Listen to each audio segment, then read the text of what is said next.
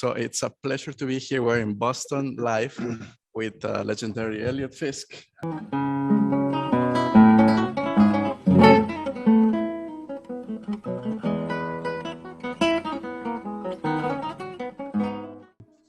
My name is Omar Herrera, and we're gonna have a talk about Manuel Ponce, Manuel M. Ponce.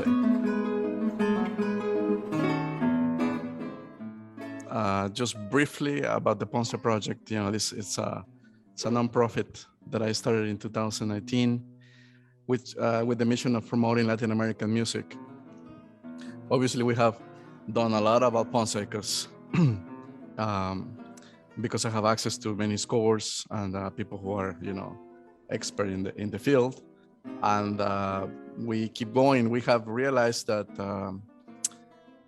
doing concerts is pretty important, but I think the most important thing is actually going to be, or it is, to publish scores, because I thought there was a lot of prejudice. There's some prejudice against Latin American music, but a lot of people want to play it.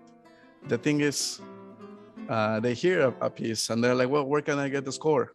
There's no score. You have to know somebody that knows somebody, and then you get a copy of a copy, and then it shouldn't be like that. The major publishing companies, specifically of piano, don't really publish their music extensively anymore. They don't advertise it, and they're really expensive. So we're working on that, not only with Ponce, but all the many other composers, right? And I think that's going to be, we're trying to have that as our legacy, because and now in this time of the internet, everything online, we can have it online. We don't have to print anything, right? And then somebody in Japan can play a piece, So I don't see why not. So that's the most important thing. So please follow us. We're everywhere on social media, ponceproject.org. And what I really want to hear from is from Eliot. I don't have to introduce him. We all know who he is. For those who don't know, he was Segovia's last student. You suggested that we start reading the letter that Segovia wrote to Clema when Ponce died in 1948, because we were talking about there was some kind of, I guess, there was something in the air about Segovia probably looking down on Ponce. Yeah, well, let's backtrack. I remember when I was a boy of 7, and there's really no reason for somebody like myself, just an American boy in 1960, 1961, to get attracted to the classical guitar. Why would you be attracted to the classical guitar of all things? It was completely, completely not part of the culture at all. Well, I had a brother. My only brother had Down's syndrome. So my mother thought one thing we could do as a family would be to, sing and strum the guitar and do something together as a family. Well, although this never happened, I do remember the day that my father came home with a guitar and a banjo, and the two instruments cost $100, and they may be the two worst instruments ever made on planet Earth. They were both terrible instruments. But anyway, I started with the banjo because my father knew a few chords on the banjo. And after about 1 month on the banjo, the strings were steel and they were very high action. And I was 7 years old. So then I started playing the guitar. And after about 3 months, I was still trying to teach myself the guitar. And I remember the day my mother asked me, said, would you like lessons? I said, well, who has money for lessons? Lessons is somebody, you have to be rich to be able to play music. I mean, how will we afford this?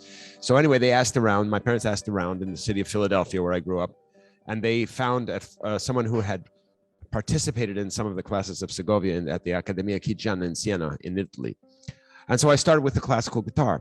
And if you start with classical guitar in 1960, 61, of course, your first introduction will be Andrés Segovia. So I remember the first LP at the time, of course, LP, now they're coming back, but, when that was the original golden age of the LP, and my first LP of Segovia. At a time, I wasn't really interested in music so much, but I listened to this LP thousands of times. And then, of course, I got to get more collection of Segovia's music. And of course, Segovia was the greatest proponent of the music of Manuel Maria Ponce. Do you remember what was in the LP? The first one, yeah, it was called 3 Centuries of the Guitar. It started with Santiago de Murcia. It had the Sonata by Casanovo Tedesco, had the Fandango by Rodrigo. I think in that particular record did not have any Ponce on it, which is a big surprise. You know, usually Segovia always played Ponce. I don't think I was ever in any concert where Segovia didn't play some work by Ponce. And he was very creative. You know, sometimes he played at the end of his life. I remember he played the Sonatina Meridional with the slow movement from the Sonata 3, things like this. So Segovia was a very interesting kind of interpreter in the sense that he transformed the music, and especially the music written for him by what he called the Philharmonic composers. Because Segovia's aspiration was to take the guitar, you know, out of its what he considered, you know, kind of low life form in bars and, you know, whatever taverns and things, and he wanted to bring it into the concert hall. And so the first step in doing that was getting great composers of his own time to write for him. And within a very few short years of Segovia starting his career, with, let's say, in the decade from about 1920 to 1930 or 35, you extend a little more, there was an unbelievable quantity of music written for Segovia. And we all know Moreno Torroba was the very first, but very soon after that, Segovia played in DF in Mexico City and met Ponce. And there's a letter of Ponce also where he talks about the first impressions he had of Segovia. He says this incredible artist, but, you know, he said outside of the Sonatina Moreno Torroba, he didn't play any major work. And so I believe the first work Ponce wrote for Segovia, I believe, was the Sonata Mexicana, which of the various sonatas that he wrote remains perhaps my favorite. And it's a very interesting piece because it was written without the influence of Segovia. And in that piece, perhaps Segovia didn't change that much.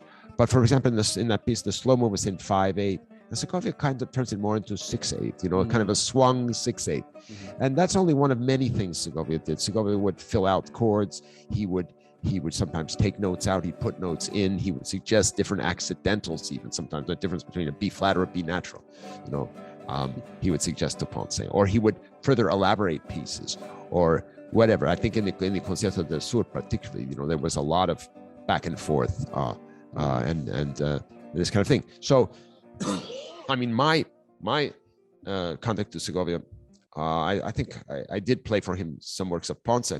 In fact, the first time I met Segovia, the assignment he gave me for the next meeting, because I played for him the first time, only Scarlatti and Bach. And I played with him the Chacona of Bach, and which he liked a lot. And then he said, you know, next time when you play for me, I want you to learn the Variaciones y Fugas sobre la Folía by Ponce's Folias Variations. Yeah. That was the first time I met Segovia. He said, next time play for me, you play this piece. Like next week? Do you have a week or how long? Well, actually, he was on tour, so it was going to be a while. So it was going to be basically a year almost. But but I had time to learn it, and so I brought it to him, and of course he loved that piece. Yeah. And so Segovia would sit when I played for him. He would sit about where you're sitting right there, and he would take the music in his hands, and he in my presence. So I met Segovia. I was 19, and he was 81. So our ages added up to 100, So I remember playing the Ponce for him very well, and you know he had music and he would solfege everything. You know, he'd sing all the just so the do re mi. He would sing it, and he would just have the music and looking at the music. And I remember many poetic things that he said to me, and certain changes in fingering and certain the tempi of all the variations. But he knew the piece intimately, even though he hadn't been playing it, by that time. I met Segovia in 1974, so at least I played for him the Folias Variations in 75, and almost my first record I recorded the Folias Variations, and which of course one of Ponce's big, really important works for the guitar. Well, to get back to this kind of funny rumor that was running around, I remember after Segovia passed away, the sort of godlike status that he had began to get criticized, and you had some people in Mexico who were very proud, independent people that kind of tried to paint this picture of Segovia as the conquistador brutalizing this poor Indio Ponce. First of all, Ponce was, an extremely cultivated, cultured person, and Segovia looked up to him as a real brother, as a mentor, as a friend. And this was in the 80s when he died, when he passed away? Segovia passed away in 1987. Okay. Yeah. So by this time, this was nearly, I mean, I played for Segovia every year, 74, 75, 76, 77, 78, maybe 79. And then I was basically out. I was doing my career, so I didn't. But I also, he was in the jury when I did the contest in Leeds, and I played the Concierto del Sur in the final of this competition, which didn't turn out well for me because there was a lot of political BS in the jury. And so the people, the first two prizes, I had their, all the teachers on the jury, and anyway, I offended all the English judges, but Segovia and Tansman, the composer, and Abril, the composer, Segovia and his gang, they were giving me perfect scores, and the English judges, they were offended because I played a very, emotional, spontaneous, passionate way.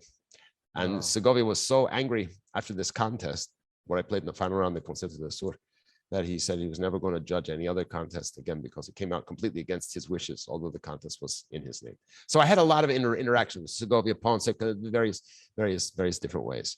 But I'd always loved this letter that he writes to Clem, as you were just mentioning, upon the death of Ponce in 48. And he starts the letter actually with a bunch of practical things. And then he gets into it's about 3 or 4 paragraphs in, where he says this beautiful phrase, how he regrets so much that Don Manuel has preceded him in the transition to eternity. Yeah. I didn't say that. Could have said fallecimiento. He could have said anything. No, el tránsito a la eternidad. He said, use this beautiful poetic phrase. This was so Segovia, but also so Ponce, because we know Ponce's, one of his many gifts was this gift of poetry. With very few notes, he could say so much. And this, Schubert had this gift, Ponce had this gift, definitely had this poetic gift. And we see it in some of the short preludes, where there's, of course, the letter, as you know very well, the letter where Segovia asks him for the preludes. He says, I'm dying for some more music from you. Send me some more music.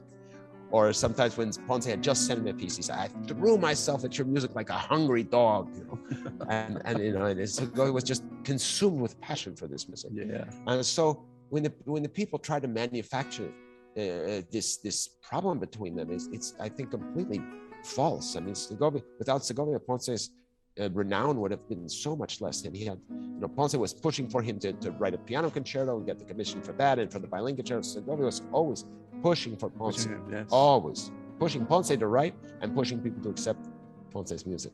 So do you think part of this rumor is because of all the liberties that he took with the music? He took immense liberties with the music. But let's take an example. We all know the song, And I Will Always Love You, that is we know it as Whitney Houston, but it was originally Dolly Parton's song. Okay. And you should see the interview where Dolly Parton, to her great credit, she says, I was driving along in my car and I heard the song and I had to get off the road. I said, that's my song. And of course, Dolly Parton says, and I will always love you. And Whitney Houston, what does she do with that song? Starts off with this incredible soliloquy, and she's up and down the register. And when she belts into the song, and then she even goes up half step, and it sounds fantastic. And you just can't get it out of your head. And she's taken this song on such a ride. And to her great credit, Dolly Parton, who I guess wrote that song, or personally was the first performer of it, said, this is what art really is. This is collaboration, between people. Also can be, perfectly written piece, and also a piece where if you have a creative performer with the compositional gifts that Segovia had and the interpretive gifts that he had, I'm sure Ponce was, probably delighted. With Castelnuovo Tedesco, there was maybe some times when he disagreed with Segovia. They had a bit of a fight because of it. But it was any of the composers that wrote for Segovia, I think they adored the way he played the music. It was a creative reimagination. It was maybe nobody else could even bring off quite as perfectly as Segovia, his way of playing it. But Segovia's additions made this music come alive. If you go back, and people sometimes go back now, they tried it because we now have access to all the manuscripts, everybody's manuscript. Castelnuovo, we have access to the manuscript of the sonata. Well, the first movement of the sonata that Castelnuovo Tedesco wrote for Segovia is a piano sonata. It is unplayable on the guitar, not because it's hard, but because the notes cannot physically be played. It doesn't sound. Yeah. It doesn't sound. It's a mess. Okay. It's great music, but it's a mess. It can't be done on a guitar. Segovia transformed this piece. And because of Segovia, guitarists all over the world can play this piece. And perhaps with Ponce, some of the times this was true, even though Ponce did not write as many notes, per bar as Ponce. But it was Segovia who could, and every concert, I saw many concerts of Segovia, and especially he played this famous prelude in E major, which supposedly Ponce wrote on a napkin in a Paris restaurant. Yeah. And Segovia, of course, played it almost every concert. I think I heard that prelude played by Segovia. It was just fantastic how he played. And of course, Ponce made the other version with the cembalo accompaniment, which Segovia recorded with Rafael Puyana. Oh, okay. Beautiful record. We must do this sometime. There's a beautiful, beautiful version of that piece. There's something interesting. I mean, all this is very interesting. As you talk, I'm thinking there is a few recordings of Ponce playing himself, as Jorge mentioned. And when I heard them the first time, specifically, I mean, there's many, but to give an example, his mazurka, I think number 7 that he plays there. Is that right, Jorge? I think it's number 7 that he plays. And he takes so much liberties. It's almost like he's improvising. And my impression is that Ponce was not, if you look at the manuscript sometimes, it's not like he was interested in having a really final product, almost like Liszt, like Liszt would improvise some Beethoven sonatas. I mean, who would do that now, right?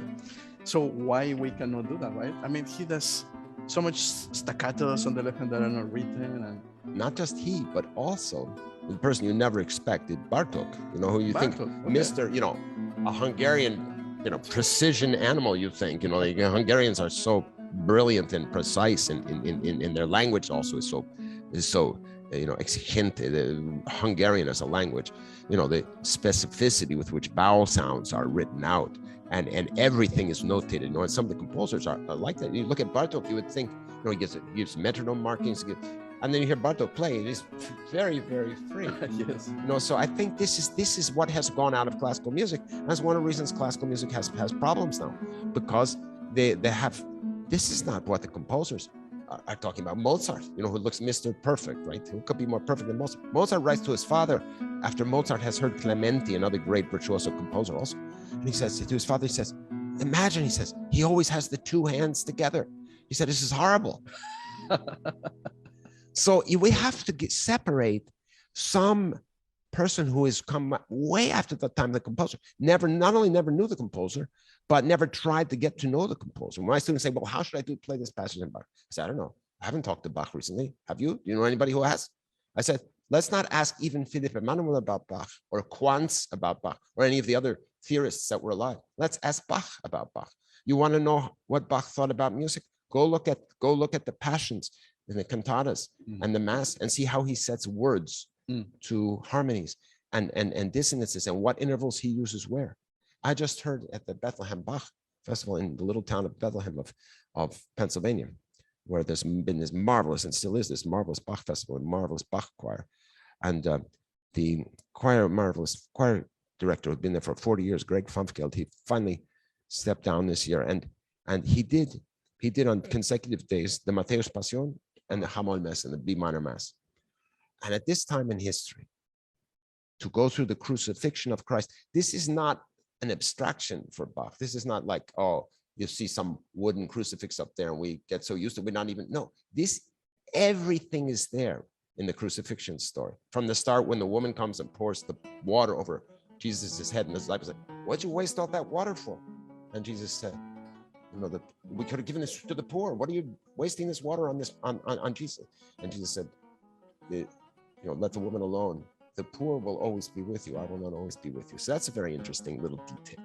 And then the detail where he's on the cross and he's almost dead. And they take a sponge and they put vinegar in it. And they reached up on the pole. These details. Or the crowd goes by. Ah, there he is, the king of the Jews. Let's see him save himself. This is like Putin. This is exactly the same thing. So, and that's how Bach lived. And that is where music comes from, real life, real suffering, and the necessity of people to stay alive. This is not some kind of little luxury. These are not pretty sounds. just pretty sounds that make sense and are governed by logic. Is more than that. This is a necessity. And this was Segovia, and this was Ponce. And this is why Ponce could write 4 or 5 notes in a prelude. It's, my God, where did this idea come from? We all have the same scales. We all have the same 12 pitches. How come we didn't put notes together in this way to mean this to people, to communicate to people? I could play in China. I can't speak a word of Chinese. I could play in China. I could play anywhere. And people come back, they can't even talk to me. And I can't talk to them sometimes. The way Segovia plays that, you just can't believe it. It's just astonishing. And it's got so much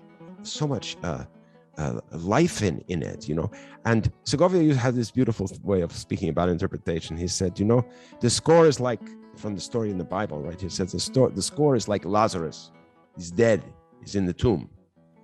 And the performer comes in, levántate y anda, stay, get, rise up and go forth. Basically, the performer comes and breathes life into what is technically just dots and dashes on a page, And if the performer doesn't have this capacity, his with all respect for librarians and people who make lists of things and catalog things, very important to do that, but I mean, that's more of a stenographic. It's more of a secretarial kind of thing. And the real art of being a performer is creating life, right? We take an instrument. Instrument is not, the famous story of Heifetz. Oh, you have such a beautiful violin, Mr. Heifetz. I don't hear anything. Right? You put the violin up to his ear. I don't hear anything. I have such a beautiful violin. No, it's not just the violin. It's not just the Stradivarius. It's, I'm actually doing something to the instrument. So this is, my life in music has been inspired by this example, definitely. Segovia is definitely with Ralph Kirkpatrick, the great harpsichordist. These are my 2 most important influences in my musical firmament, those 2.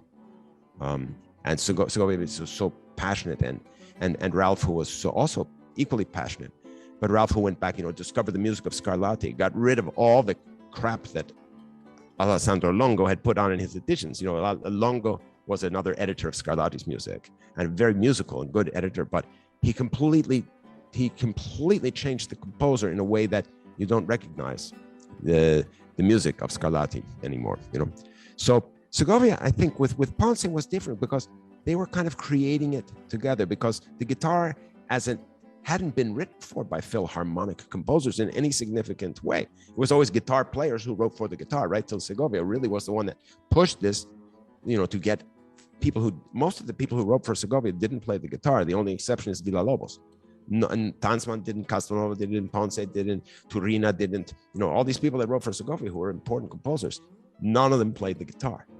And this is, a very big deal for the guitar.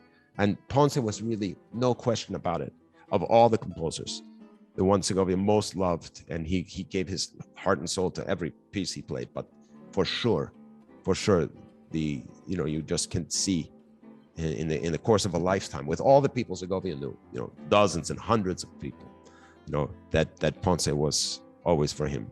And you can see it in that letter. I mean, the poetry that Segovia evoked in order to pay tribute to Ponce is El tránsito para la eternidad is just incredible. Yeah. It's just an incredible phrase, the transition to eternity. And this was Segovia. He could have said, I'm so sorry Ponce died. Well, yeah, that really affects me. That touches your heart, not at all. The transition to eternity, my God, this takes you on a journey with, 4 words. And this was, I think, Ponce's gift as a composer in particular, and Segovia's gift as an interpreter. And so they found each other through the magical medium of music, and they created this wonderful, herencia that we are still able to enjoy today. And people like Omar, who is, in addition to being a great interpreter, dedicated so much energy of his young life to making this kind of beauty accessible to more people. This is a heroic act. We are living in a barbaric age, and everything anybody can do, any one of you or people sitting here in the audience, any one of us, just anything we do that is true, beautiful, generous. This is a heroic thing now. and particularly what Omar is doing in with his association, and what we have to say, Zaire Meneses has done in bringing us together in this room. If it wasn't for her, we wouldn't be here. The amount of work, the amount of love, the amount of heartbreak, the amount of comeback from difficulties that it took for me to be sitting here and you to be sitting there, and Maestro to be where is he? Zacatecas. In Zacatecas. This wouldn't be except for Zaire having a dream, believing in the dream, and even more difficult, make the dream become a reality. This is a heroic thing to do. Segovia was like a mountain stream, the water in the mountains, and it comes down melts from the snow and the top, and it comes down the mountain, and you can see right through the water to the bottom. It's crystalina, we say, crystal clear, the water. And Segovia was like this as person, for me personally. And I think maybe we kind of recognized each other, because why would I love his music so much? And then after he died, I went to Granada to play a recital in his honor. And I was in the Albaicin in Granada, and I finished my concert, and I was staying with a friend of mine who was actually a student, former student. I was staying in this little house, and I said, I was thinking maybe buy myself a little house in Spain. So, well, this house is for sale. So the next day I bought this little house. It was a ruin. It's a mess. And then a few years later, I bought another house around the corner, another ruin. This is the house we still have in Spain, in Granada, in the Albaicin. And without knowing it, Segovia had grown up 5 minutes from where this house is. So there was a weird connection with Segovia and myself. It's a very strange kind of feeling of destiny. And maybe he felt something like that too. I have about a dozen letters from Segovia. The last one written by hand. He writes, nice. Maestro Eliot Fisk. Segovia writes to me, Maestro Eliot Fisk. I have it in my hand, in his handwriting in my phone. Nice. So, that was very generous. He didn't need any more pupils. He was 81. He has already had fantastic pupils. Alirio Diaz, John Williams, Oscar Guillo, fantastic. Chris Parkin. He had all these people had already studied with him when I met him. So he had really no reason to take on anybody else. He didn't need, but maybe there was, even for him. The way you play is quite different from Williams. Very different. Oh yeah, very different from them. Yeah. Well, I think every one of us that studied with Segovia, we all play. This was a good thing about his teaching. We don't, you couldn't necessarily say that person studied with Segovia necessarily, But so he was also a great teacher, not just. Well, I think he wasn't going to help you. Like when I teach now, I try to teach the student through the student. Segovia wasn't going to teach, find out what is your, it was an old style. It was a king from another epoch. Okay. So he's not going to, to some extent, yes, but really what I wanted from Segovia was, I wanted to get inside this universe and walk around. I said, this is an amazing place. Maybe, this is the most interesting, wonderful place. I'd like to live in that universe, So how can I live in that universe? And that's what I wanted to get from Segovia.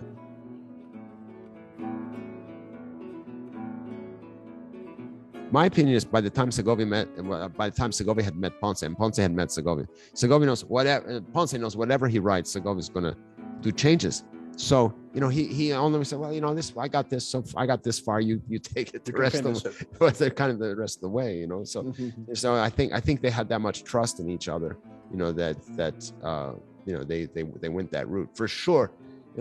Ponce was sending to Segovia when airmail used to cost a lot of money. He would write on this thin little, onion skin paper, very, very thin because it weighed less. He copied out all these guitar passages very carefully, and he sent to Segovia in this very thin paper to save money on postage. And Segovia they would grab, he'd grab this music and he'd work on it and send back with changes and corrections. I mean, that guitar part is so worked over by Segovia. Not one note that he hasn't been really thinking about where he wants, as you well know, that even much more radical, the Segovia's version of preludes of Ponce. Ponce kind of wrote 23 preludes. He left out one key kind of thing, and so they substitute something else for E flat major, but Segovia starts off with one that's originally in F minor. He puts it in F sharp, I think, or maybe no, that one is in F sharp. The last one is originally in F minor. He goes back to F sharp. The D flat major he puts in D because it's more idiomatic, but he leaves the A flat major because it works well. Segovia made his own version of 12 preludes, and he published those, and they're very interesting and very beautiful. But nowadays, maybe we might try to do, the 23 and maybe find another E flat one. That's that'd be interesting. That's my idea that I would love to do. Sometime I'd love to make a recording with the Sonata Mexicana, which I think is the most interesting sonata and the one with least influence of Segovia, in my opinion, the Mexicana. And because he was writing, he had heard Segovia. They weren't really friends yet, and he wrote this Mexicana. I think it's one of the first sonatas. By the time he gets to Sonata Romantica, he's trying to copy the style of Schubert. The Sonata Classica, which is more, he says soar, but who knows, could be any classical style kind of thing, or the transcription of the duo by Paganini that is also called the Sonata, where Paganini had written this piece for guitar with very minimal violin part, very curious piece. Right. And so Ponce turned this into a guitar solo. So what I'm understanding is Ponce himself knew and kind of he wasn't sending complete finished works to Segovia, expecting them to be performed that way. Well, I think he pretty much was, but maybe not always. Like the Tema Variado y Final, I think, is a good example of one that Segovia edited a lot, and rearranged the variations. And there's one variation that's just delicious. But Ponce writes he writes octaves in that tempo. You can't play octaves in that tempo on the guitar; they don't sound. So Segovia would definitely have done single notes. So I have this idea of redoing the Tema Variado y Final, maybe taking different variations than Segovia, maybe having more of Ponce's order there. That'd be interesting. You'll be, one of my favorites. Well, it's very interesting. It's like a mini folias. It's a short version in a different key. Very Indio, very Indio, very That like the anyway. So it's an interesting dilemma.